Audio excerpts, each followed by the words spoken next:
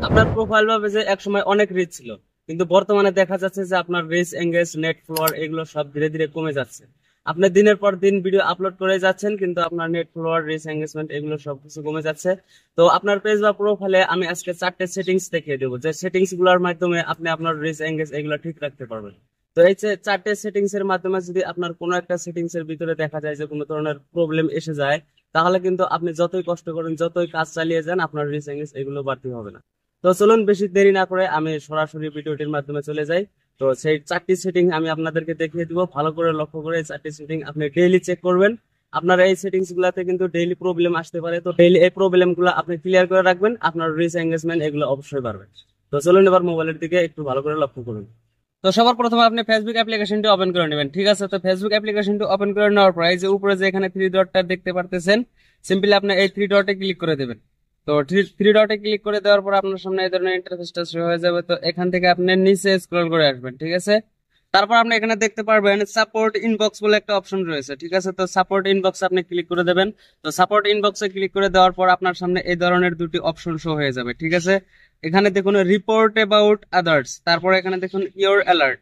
তো এই অপশন দুটো আপনি ডেইলি চেক করবেন। এখানে আপনি report about others A click করে দেবেন। এখানে যদি আপনার কোনো ধরনের রিপোর্ট এসে থাকে, তাহলে ওটা আপনার সঙ্গে সঙ্গে ক্লিয়ার করে রাখুন।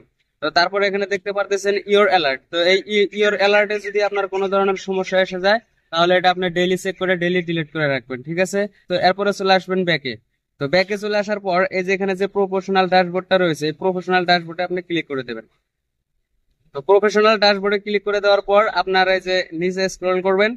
নিচে স্ক্রল করার পরে যে এখানে দেখতে পারতেছেন প্রোফাইল রিকমেন্ডেশন, ঠিক আছে? প্রোফাইল রিকমেন্ডেশনে যদি এই ধরনের কোনো ইস্যু আপনার থেকে থাকে, তাহলে আপনি এগুলা ডেইলি সেটিংস চেক করবেন এবং এখান থেকে আপনি ডিলিট করে দেবেন। চলে আসবেন ব্যাকে, আরো ব্যাকে চলে আসবেন।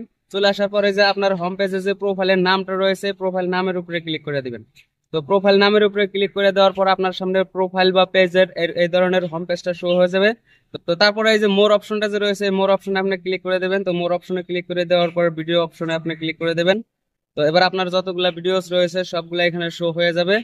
তো এখানে এবার আপনি দেখতে পারবেন এই যে একটা যে এখানে অপশন রয়েছে নিট রিভিউ।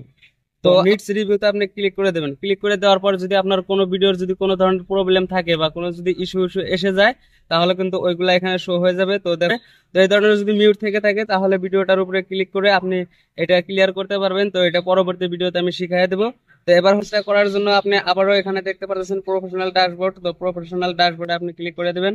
প্রফেশনাল ড্যাশবোর্ডে ক্লিক করে দেওয়ার পর আপনার সামনে এই ধরনের ইন্টারফেস শো হয়ে যাবে। তো এবার আপনি সিম্পলি এখান থেকে এই যে মনোটাইজেশন অপশনটা যে দেখতে পারতেছেন, এখানে এই মনোটাইজেশন অপশনটাতে ক্লিক করে দেবেন। তো মনোটাইজেশন অপশনটাতে ক্লিক করে দেওয়ার পর এখান থেকে আপনি নিচে স্ক্রল করবেন। নিচে স্ক্রল করার পরে যেখানে যে আপনার অ্যাড অন রিলস যে রয়েছে, তো এই অ্যাড অন রিলস এর উপরে ক্লিক করে দেবেন। তো অ্যাড অন রিলস এর উপরে ক্লিক করে দেওয়ার পর আপনার যদি কোনো ভিডিও যদি স্ট্রাইক এসে থাকে, তাহলে কিন্তু ওইগুলা এখানে শো হবে। তো এগুলো আপনি ডেইলি চেক করে ডিলিট করে রাখবেন। এরপরে আপনি আবারও ব্যাকে চলে আসবেন।